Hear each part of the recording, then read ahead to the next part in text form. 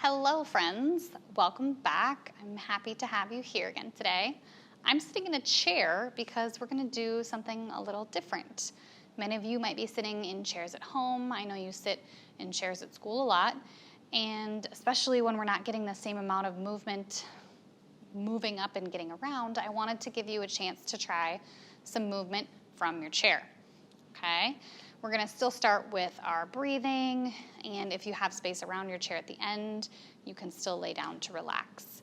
We might stand next to the chair a little bit, but a lot of it can be done while we're seated in our chair. So we're going to try those out together and see if I can come up with a few more. I bet you can too. Lots of ways we can be creative together. So the first thing we're going to do is our breathing and our mindfulness. So with this one today, I am going to do candle breathing. You can choose to do the tracing that we did before or any other breathing hand techniques that we've done in class that you remember. We're still going to sit up nice and tall, so not slouched forward or leaning on a desk or off to one side. So make sure your feet are flat if you're in a chair and you're sitting up nice and tall. Shoulders aren't up by your ears, they're down, and you have lots of space to breathe, okay? So here we go. I'm going to blow out 5 candles. We're going to inhale all together through our nose. Here we go. Breathe in. Exhale. In. Exhale. In. Out.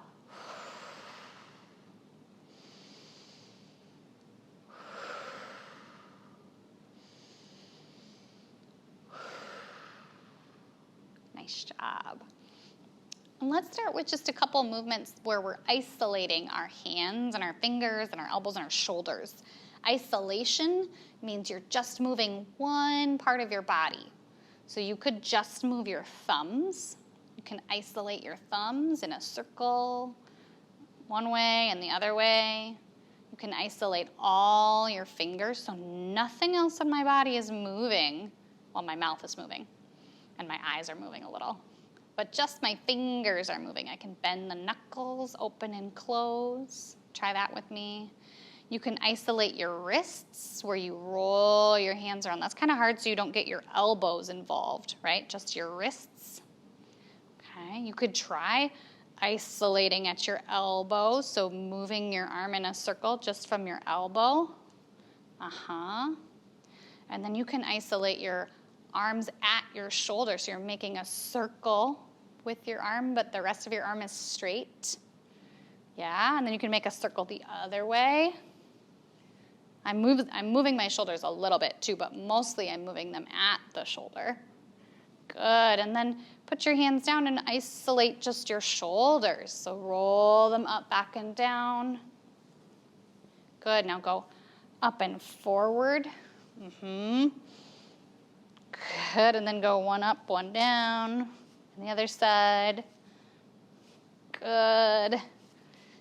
And then we're going to isolate our head very gently. So you can just gently roll your head in a little circle one way. And the other way. Good. Now let's see if we can isolate our eyebrows. Just move your eyebrows up and down, and one eyebrow up. Ooh, I don't think I can do the other one. Up and down. Good. I used to be able to isolate my ears. I think I can still just wiggle one ear. Doesn't do a whole lot, but if I'm practicing, I can really just focus on that muscle. Good, and you can isolate your nose. Just squint. Well, my eyebrows got involved too. It's pretty tricky. You can even isolate just your eyes, so move your eyes up. And then look to the left, and down, and right, and up, and right, and down, and left, and up, down, left, right. Ooh, good. Now kind of wiggle it all out. That was a lot of isolation with just moving one thing at a time. We didn't even have to get up out of our chair. We could pick up one leg and isolate our feet and our toes too. These are all things that you can do just while sitting in your chair, and it gets your body moving. It also really makes your brain think, because you really have to focus on just one part of your body to move, only that and nothing else. So often we're moving our body and we don't even really know what we're doing with it. So isolation is a good way to help us focus. Okay, now we're going to do some actual yoga poses, but still mostly in our chair. The first one that we can do is Tadasana. Instead of standing, we're just doing Tadasana with our upper body. So we reach our arms all the way up. Make sure our tummy is nice and strong. Reach the top of your head up and breathe. This is still Tadasana, just from sitting. Okay, and then we can still do Crescent Moon. Put our hands together, or your thumbs. And you're going to stretch to one side. Keep your seat all the way on your chair. Don't fall off it. Just stretch over one way and then the other way. Good. You can go back and forth. Just make sure you don't fall off your chair. Good. And then we can do our forward fold. So we can keep our knees bent and just fold forward over our knees like this and let your head hang down. You can also straighten out your legs, and I'm going to come to the edge of my chair. So you can straighten out your legs, make sure your chair is stable and you're not going to tip forward. But then you can reach forward a little bit. You can maybe reach to the ground and reach forward. Try not to let your legs slide forward. Mine are on the slippery floor, but I'm just going to fold forward like this. Really stretch out my spine. Good. And then there's some other yoga poses we can do from our chair too. We're going to do a twist, kind of like low lunge twist. We're going to put our feet a little bit apart, put one hand down towards the ground, and you're going to reach your other hand up and twist. If your hand doesn't quite reach the ground, you can just put it on your knee and twist up towards the side. Try to have your spine nice and straight while you twist. Good, and then we're going to come up, straighten it out. Take your other hand either down to the ground or across your knees, and then we're going to twist the other way. It's a little harder for me to twist on this side, so I'm going to keep my hand on my knees, just like that, and I'm twisting, just like low lunge twist, except my legs are not stretched behind me. Good. We can even do some warrior poses from our chair.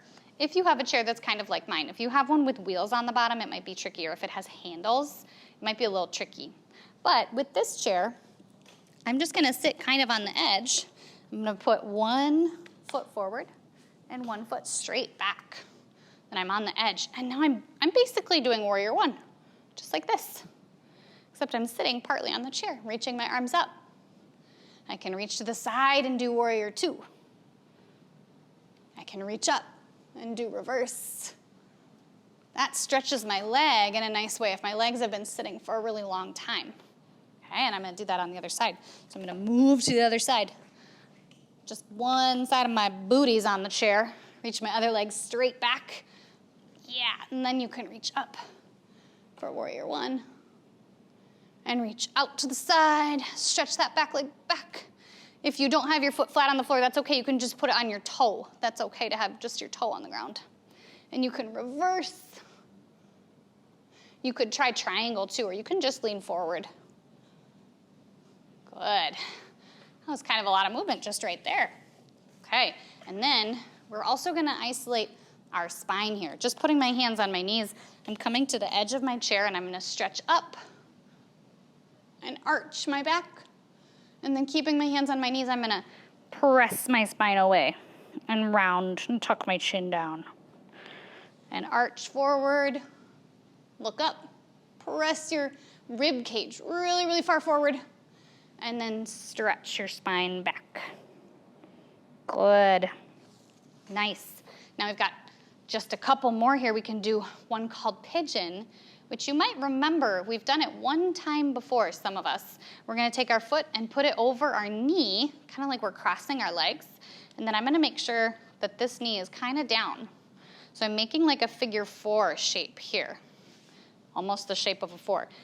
You can have your leg straight here, but I'm going to keep this foot flat. I'm going to sit up really tall and making sure my leg and knee are about the same height. I'm going to fold forward. If my knee's all the way up here, I'm just going to be crunching my tummy. So I'm going to have my knee about the same height as my hips. And I'm gonna fold forward. That might be a lot of stretching, so just go as far as you feel comfortable and can still breathe. This one's called Pigeon or Figure 4. Okay, and then we're gonna do the other side. Take the other foot up on your knee and bring this knee down. You might already feel it stretching your hip a little bit, and then you're gonna lean forward. You might be able to lean all the way forward and still not really feel a stretch. That's okay too. It's still a good way to move your body. And breathe. Good. All right, and then we're gonna do our balancing eagle pose, but we're gonna stay sitting. So we're just gonna cross our legs over. This time we're gonna keep our legs close together. I'm gonna try to put my foot behind this ankle. Ooh, and I'm really twisted up. And I'm still gonna twist my arms up and try to reach my hands together. And here I'm gonna breathe an eagle. In and out. In and out. Good. And then every time we have to do it on both sides. So we're gonna switch, put our other leg on top. I'm gonna try to bring this toe around. If you can't reach behind your ankle without falling, that's okay. Just keep your foot here. And squeeze your legs together. And then squeeze your arms together. I'm gonna try to get my toe behind. There we go. And then breathe. Lift your elbows up. Yeah. You can have your hands on your shoulders too. Very nice. Good. And then we're gonna let it all shake out. We're gonna do one more final twist. We're gonna keep our knees together and just walk them to the side. I'm gonna put one hand on this knee and then reach around to the back of the chair. If I'm going like this and slouching though, it's not gonna help my back. So I need to sit up really tall and then twist and breathe. And then I'm gonna walk my feet the other way, put my hand on my other knee, hold the back of my chair, sit up tall, and twist. And I can try to look behind me, but not too far, and breathe. Very nice. Now for our rest, if you have a table and you have space to rest your head, you can put your hands like this, rest your head down. You can stack your fists and rest your head down. You could fold over your chair and rest your head like this. Or you could lay all the way flat on the ground for Savasana. I'm going to make some space to do that. And then we'll rest for about 30 seconds. So I'm going to come down to the ground, arms and legs straight, spine straight. And I'm going to breathe. Breathe with me. Make sure your tummy is what's moving while you breathe. Expanding, contracting, in and out.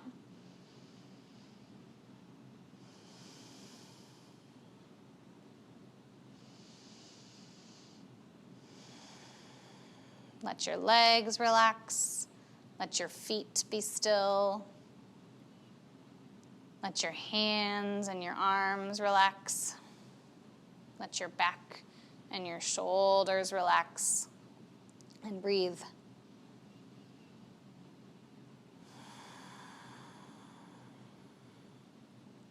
Good. Wiggle your fingers and your toes. Bring your knees up and roll to one side. Let your head rest on your arm. And sit up nice and slow.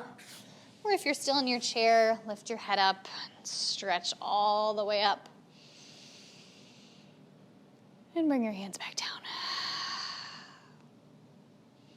Thank you so much for trying some new chair yoga pose movements with me. I hope you enjoyed them.